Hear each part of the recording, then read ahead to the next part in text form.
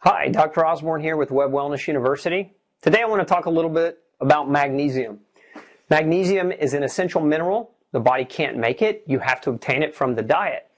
And it's one of those minerals that is largely deficient in a lot of people in the United States. There are several reasons why a person can become deficient in magnesium. And so we're going to talk about what some of those reasons are and what some of the side effects and consequences of magnesium deficiency are. So first of all, let's start with some of the things that we know can induce a loss of magnesium. So,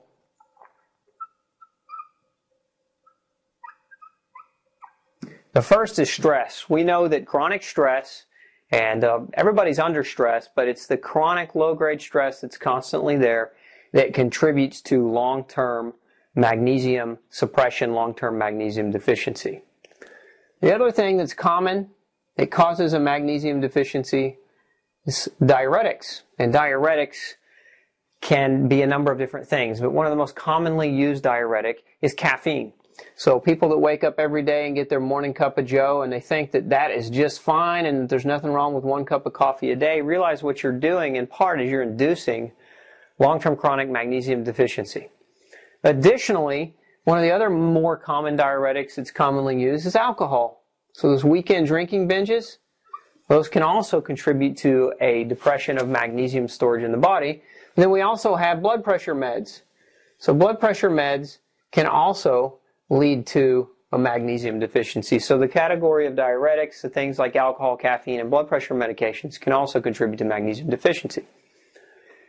And then lastly, the other thing that we have that reduces magnesium as a major common effect in the U.S. is diet. And the primary thing in the diet that causes magnesium deficiency is a high intake of refined carbohydrates. So what we're talking about here, carbohydrates we abbreviate CHO, increased dietary refined carbohydrates. These are breads, pastas, cereals, cakes, crackers, cookies, things that are highly processed that have a lot of calories from carbs or sugars and have very little nutritional value. And so those are your examples: breads, pastas, cereals. Other examples would be cakes, crackers, cookies, baked goods, things that just generally we consider to be junk food. So these are the three major areas in the U.S. lifestyle that induce a magnesium deficiency. So now let's talk about what some of the consequences of magnesium deficiency are. One of the first things that happens with magnesium deficiency, or that can happen, is the symptom depression. And so people can start to feel sad, they can start to feel apathetic, they can start to feel depressed, in a nutshell. Now, antidepressants are one of the top-selling drugs in America. So if we look at this and we say potentially magnesium is contributing to at least some of those cases of depression, and we investigate for magnesium deficiency as physicians in our patients, then maybe we can reduce needing the prescription and we can just address these three main areas with our patients so that they don't become depressed as a result of a magnesium deficiency.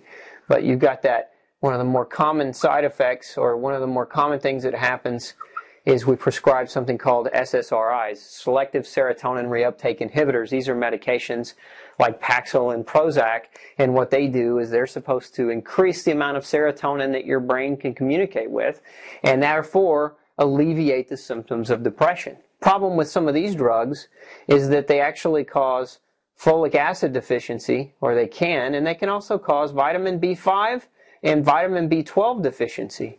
And so you know what happens when you become folic acid and B12 deficient? You can also suffer from depression. So again, if we just go back up and address these things that induce the magnesium deficiency that causes depression in the first place, we wouldn't have to go through all this rigmarole right here.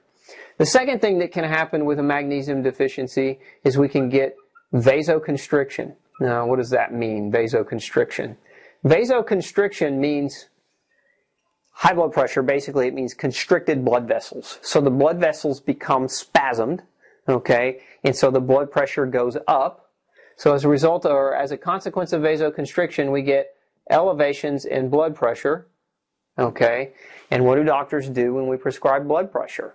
Or what do doctors do when we develop high blood pressure? They prescribe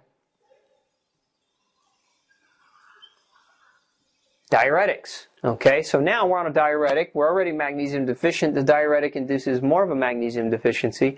And so now we've just treated a problem and reinduced the same problem, and we've really not gotten anywhere. So again, if we just address these three elements in the origin of this whole issue, then we would never need to get to this point. So that's number two. What's the third thing that happens with magnesium deficiency? We get loss of bone. So we can have bone loss. Magnesium is a mineral. It helps with thickening of the cortical part of the bone. So that's the outer structure of the bone that's very, very hard. Magnesium helps to mineralize that area.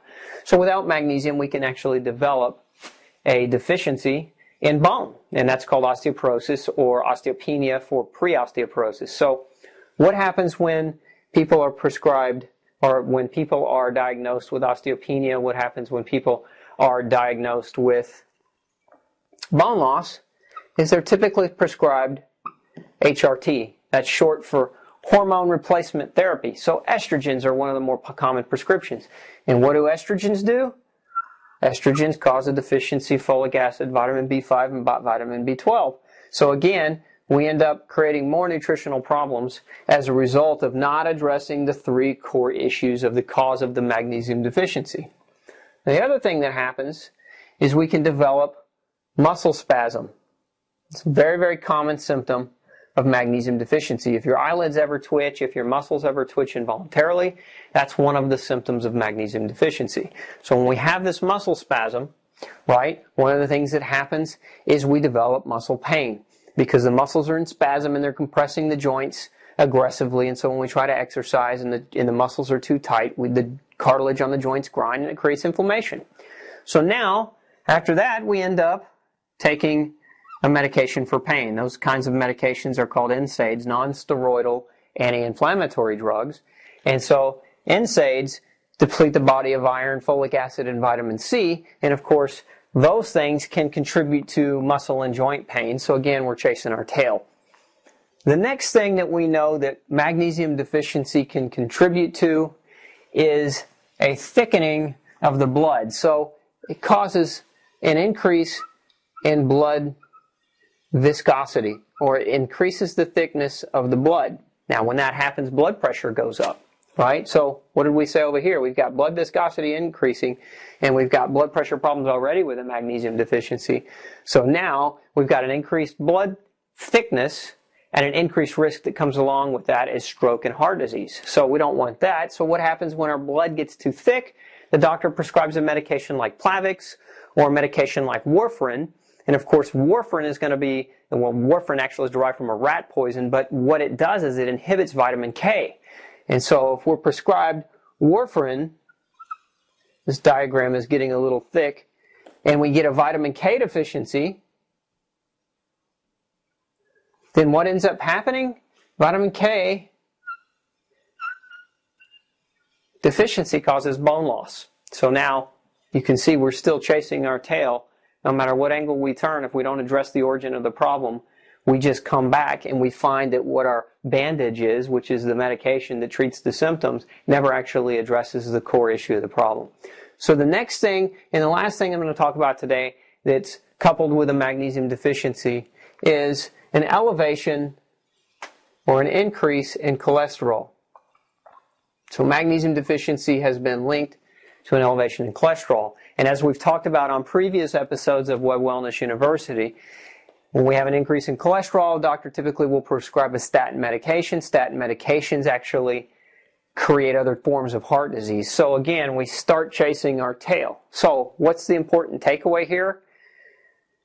If your diet is high in refined carbohydrates, if you are a chronic diuretic user in the form of alcohol, caffeine, or medication, or if you are under undue stress from a chronic nature, whether you hate your job or you have a terrible commute to work or you're miserable in your marriage, whatever the case might be, it's a smart move to have your magnesium levels checked. And I'm not talking about your serum magnesium levels, because serum magnesium levels are not all that accurate of a blood test. You actually want to have your doctor run a test called a SpectraCell, where he can measure the amount of magnesium that's actually inside your cells. It's a much more accurate way to measure for magnesium, and you won't get a lot of false results. And then your doctor will be able to actually address the problem and then addressing these areas up here becomes vitally important. Remember, magnesium is necessary for more than 18,000 functions in the human body. These are just a few of them and a few of the consequences. So again, if this is you, high stress, high diuretic, and high refined carbohydrate diet, have your doctor run a SpectraCell test, measure your magnesium levels, make sure it's not something you don't need to supplement with, but even more importantly than supplementation, address these areas in your lifestyle. I'm Dr. Osborne with Web Wellness University. Hope you have a great day.